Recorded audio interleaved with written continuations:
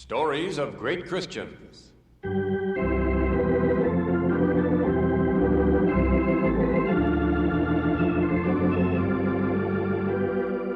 From its radio studios in Chicago, the Moody Bible Institute greets its friends everywhere with Chapter 12 in the transcribed story of Florence Nightingale, The Lady with the Lamb.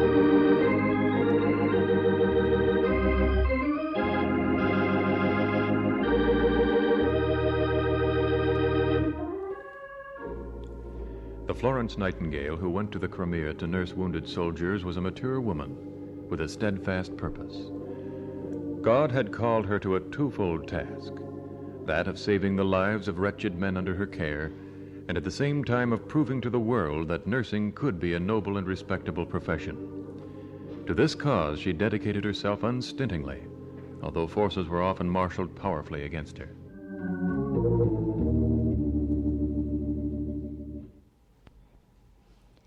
The ship carrying our party of 38 nurses anchored off Seraglio Point, where we awaited some official word as to where we should be lodged.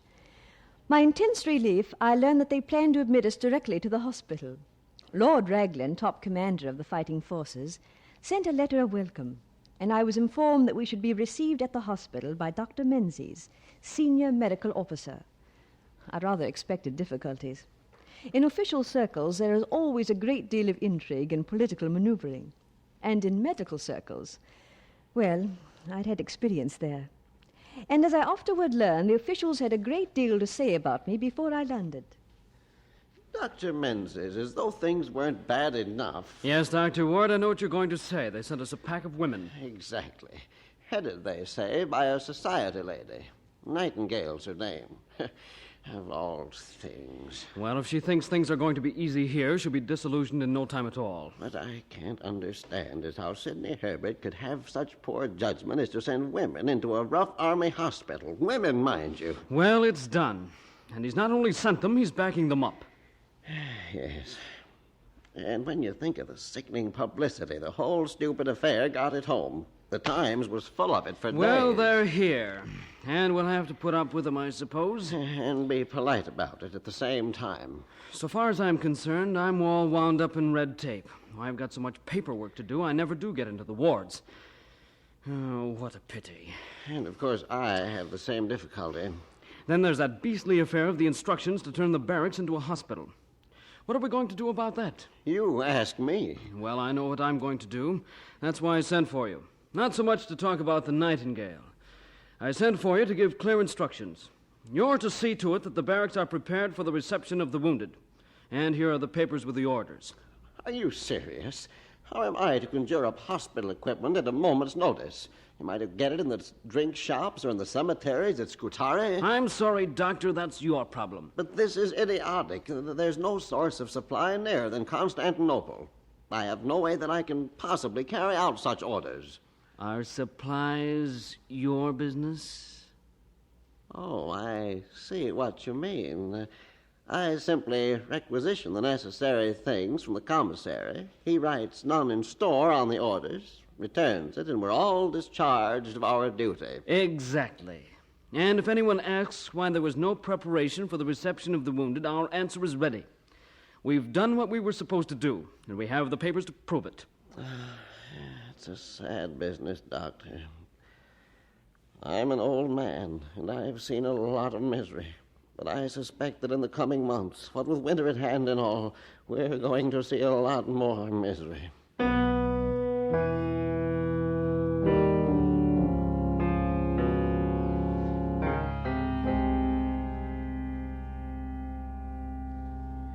Thank you, Dr. Menzies, for escorting me here.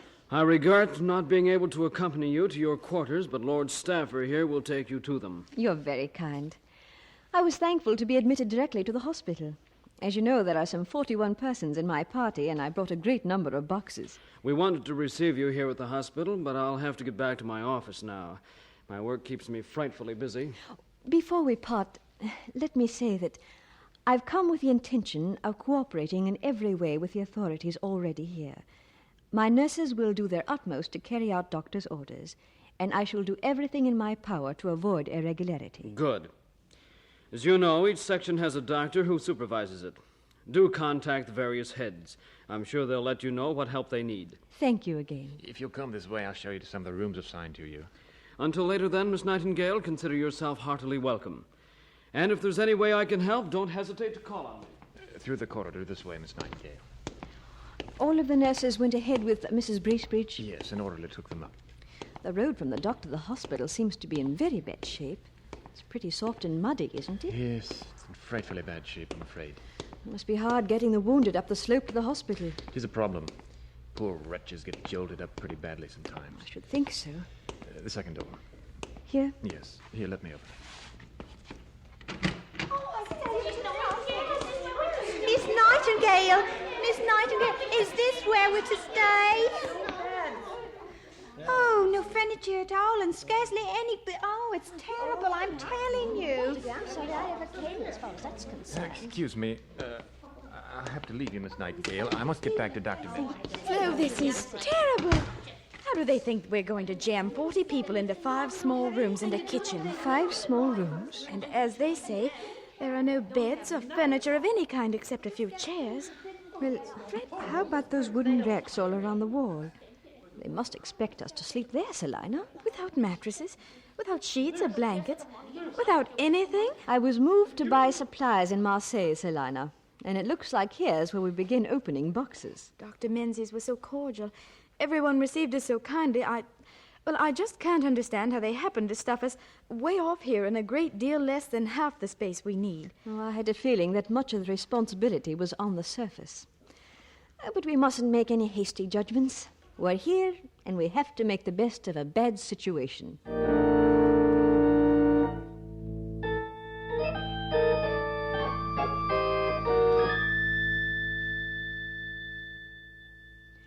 Well, I think I've got it figured out. We'll put 14 nurses in the biggest room. And how many in the one next to it? Well, I guess we can put 10 in there. And the little place with no windows that looks like a closet will be our abode. I think we can muster a couple of cots from somewhere to squeeze in there. And my husband says he's going to sleep in the office. And the cook can lie down in the kitchen. That leaves only a few more. Yes. And they've given us that room upstairs. The nurses say they won't sleep in there. Not with the body of that dead Russian. Well, now, what's the matter with them? I mean, he may be dead, but after all, he was a general, and they should be pleased with such august company. Flo, how can you joke about such a tragic thing? It's better to laugh than cry, they say. Yeah. There's no stove in the kitchen and no water that we can find. Well, break open the box marked basins. Give each nurse a tin basin. Tell everybody that since there's nothing else, it will have to do for eating, drinking, and washing. Settle them as best you can where we decided. And goodbye. Where are you going? To see this great, long, empty quadrangle that they call a hospital. I've seen no sign of medical equipment yet. And very little furniture. Only space. A big, vast, echoing corridors. Well, don't go alone. Go alone? Where are you going alone? Miss Nightingale, have you looked these rooms over? It's positively Mr. Bracebridge, you're just the man I've had in mind. Come along and we'll make a little tour of inspection.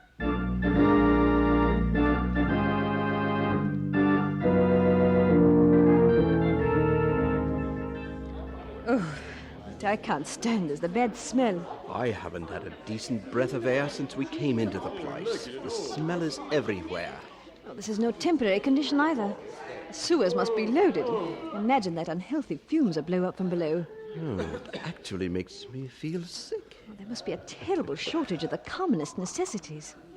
Have you seen any utensils, surgical or medical appliances? No, and haven't seen any bedsteads either to speak of. Just miles of space, and mattresses on the floor with poor, filthy, half-naked soldiers lying on them. And tomorrow it probably would get worse. No doubt.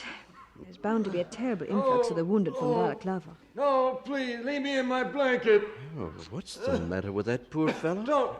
Don't put me in those sheets. I can't stand it. Please, let me die in my blanket. Oh, I know what's wrong. It's those terrible sheets. They're stiff and coarser than canvas. Why, the miserable fellow is so thin you can actually see his bones sticking up under his skin. Oh, really, he can't stand it. Mr. Bracebridge, we're going to do something about this thing. But not right this minute. We can't. Let's get back to quarters. It's getting dark and the place is as short of candles as everything else. And candlesticks. few candles I've seen have been stuck in old wine bottles. Well, come along then. All right. I must gather the nurses together and tell them what we've discovered.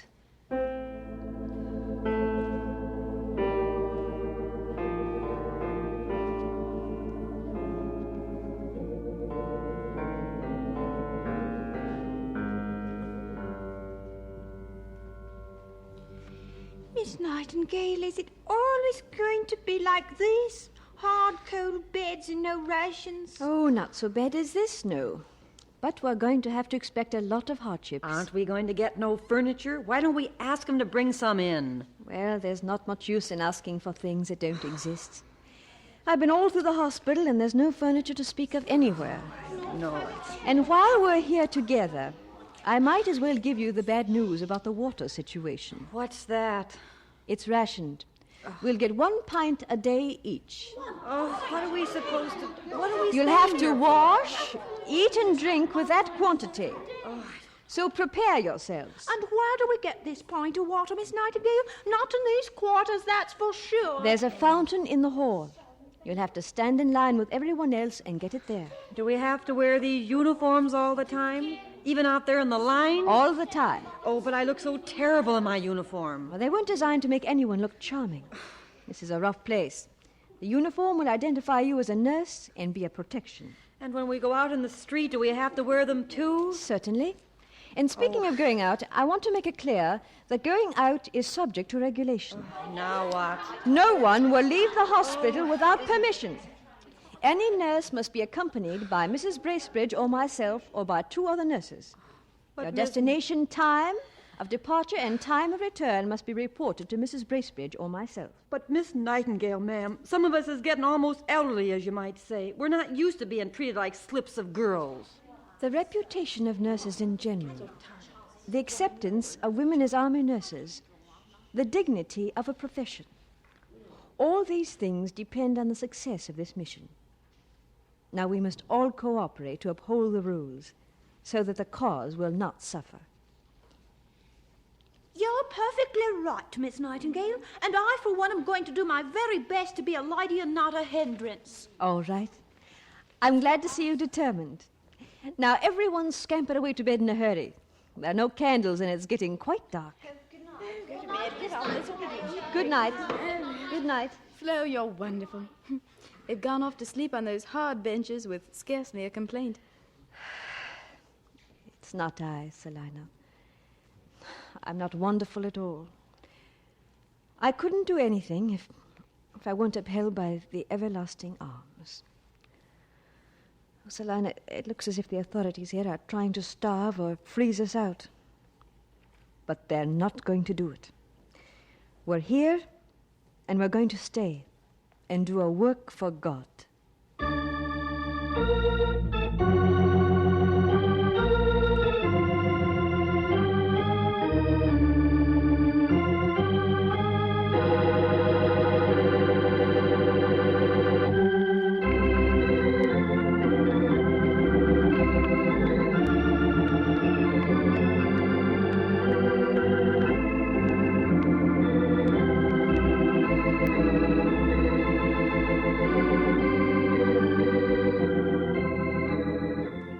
And so we conclude Chapter 12 in the transcribed story of Florence Nightingale, The Lady with the Lamp. This is another in the series of stories of great Christians, which come to you from the radio studios of the Moody Bible Institute in Chicago.